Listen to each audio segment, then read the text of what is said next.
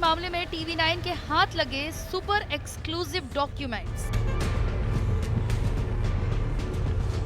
Document से खुलासा कैसे सोनाली फोगाट का करोड़ों का फार्म हाउस महज 5,000 प्रति महीने की लीज पर चाहता था उनका पीए सुधीर सांगवान।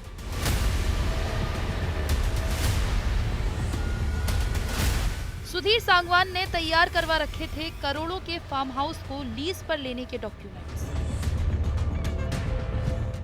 टीवी9 के हाथ सुधीर सांगवान के द्वारा तैयार करवाए गए सोनाली फोगाट के हिसार में मौजूद फार्म हाउस को महज 60,000 सालाना यानी कि 5,000 प्रति महीना लीज पर लेने के दस्तावेज लगे हैं।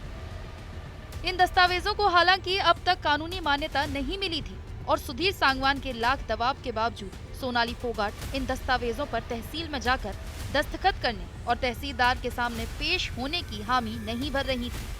लेकिन सुधीर सांगवान करीब 6.5 एकड़ के 40 करोड़ से ज्यादा की कीमत के फार्म हाउस को महज 5,000 मासिक की लीज पर अगले कई सालों तक अपने नाम पर करवाना चाहता था। ये खुलासा हुआ है गोवा पुलिस और हरियाणा पुलिस की बुधवार को की गई जांच में, जिससे पता लगता है कि सुधीर सांगवान की मंशा सोनाली फोगाट की करोड़ों रुपए की संपत्ति को हड़पने की थी।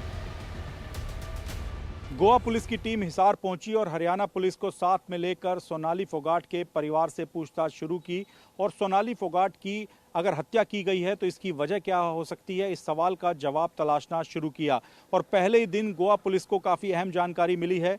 जानकारी के मुताबिक सोनाली फोगाट का जो करोड़ों रुपए का फार्म हाउस हरियाणा के हिसार में है उसको महज 5,000 रुपये प्रति महीना की लीज पर लेने का सुधीर सांगवान प्रयास कर रहा था और इसके लिए वो कागजात भी तैयार करवा चुका था और लगातार सोनाली फोगाट पर दबाव बना रहा था कि वो तहसील में चलकर तमाम कागजी कार्रवाई पूरी कर दें और इस फार्म हाउस को उसके नाम कर दें, लेकिन ऐसा करवाने में वो कामयाब नहीं हो सका।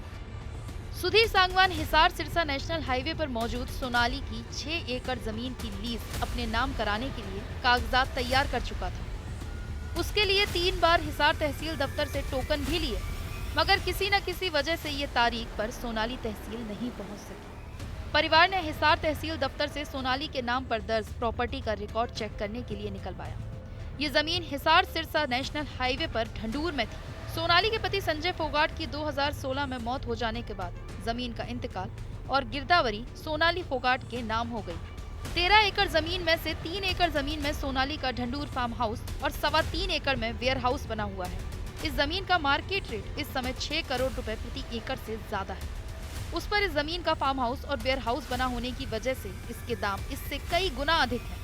सुधीर सांगवान जानता था कि जमीन का पट्टा यानी कि लीज टूट गया है। ऐसे में उसने सोनाली की ये जमीन खुद लीज पर लेने के लिए हिसार तहसील दफ्तर में एप्लीकेशन दायर की थी। इन दस्तावेजों को लेकर सोनाली फोगाट के जीजा अमन पुनिया और भाई रिंकू ढाका ने भी टीवी9 से एक्सक्लूसिव बातचीत के दौरान पुष्टि की कि इन्हीं दस्तावेजों को सुधीर सांगवान ने करोड़ों रुपए के फार्म हाउस को चंद रुपए में लीज के बहाने अपने नाम करवाने का प्लान बनाया था। लेकिन ये प्लान कामयाब नहीं हो सका और सुधीर सांगवान ये संपत्ति अपने नाम नहीं करवा सका।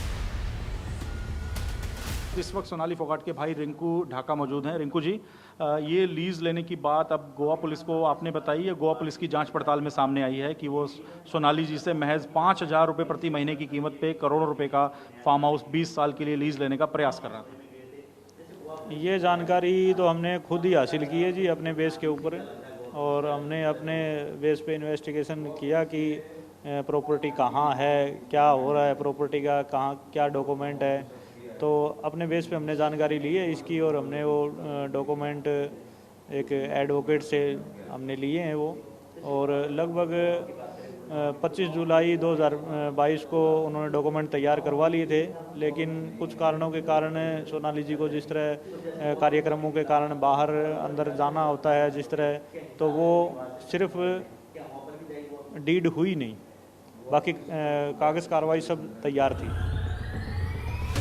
हालांकि सोनाली फोगाट के जीजा अमन पुनिया और भाई का कहना है कि उन्हें अभी भी ये नहीं लगता कि सिर्फ प्रॉपर्टी हथियाने के लिए सुधीर सांगवान ने सोनाली फोगाट की हत्या कर दी और इस हत्या को नेचुरल डेथ दिखाने का प्रयास किया, क्योंकि लाख कोशिश के बावजूद सुधीर सांगवान सोनाली फोगाट की कोई भी संपत्ति अपने नाम पर कानूनी तौर पर ट्रांसफर नहीं करवा सका था।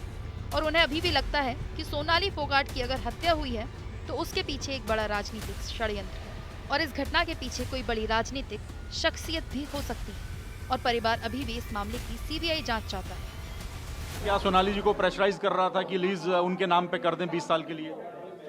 ऐसा तो देखो हो सकता है भाई, वो प्रेशराइज थी या खुद खुश थी, ये तो देखो अब कुछ क्लियर नहीं किया जा सकता अभी तो। लेकिन जो हमारा शक था प्रॉपर्टी का, भाई प्रॉपर्टी मैटर भी हो सकता है, वो क्लियर हो गया। प्रॉपर्टी की वजह से उनका मर्डर नहीं हुआ, क्योंकि वो अपने नाम पे नहीं करवा पाया था। जी जी जी जी बिल्कुल। सोनाली जी की प्रॉपर्टी सेफ है। तो आपको क्या लगता है फिर क्या कारण हो सकता है? ये राजनीतिक षड्यंत्र है 101%, क्योंकि 2019 में सुधीर का आना, 2022 में उपचुनाव से पहले उनका मर्डर हो जाना, और सुधीर जी को कोई उनसे बेनिफिट प्रॉपर्टी का मिला भी नहीं, फिर किस लिए उसने उसको मारा?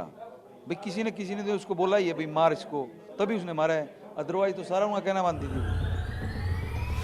गोवा पुलिस हरियाणा पहुंची है ये जानने के लिए कि अगर सुधीर सांगवान ने सोनाली फोगाट की हत्या की है तो उसके पीछे कारण क्या है, और इसी कारण का पता लगाने के लिए उन तमाम एंगल्स पर तफ्तीश की जा रही है, जिससे ये पता लग सके कि अगर सोनाली फोगाट की हत्या सुधीर सांगवान ने अपने साथी सुखविंदर के साथ मिलकर करी है तो क्या उसका इरादा संपत्ति हथियाना था या कुछ और।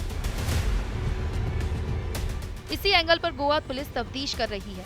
हालांकि अभी भी परिवार गोवा पुलिस की तफ्तीश को मानने को तैयार नहीं है और सीबीआई जांच को लेकर पड़ा हुआ है।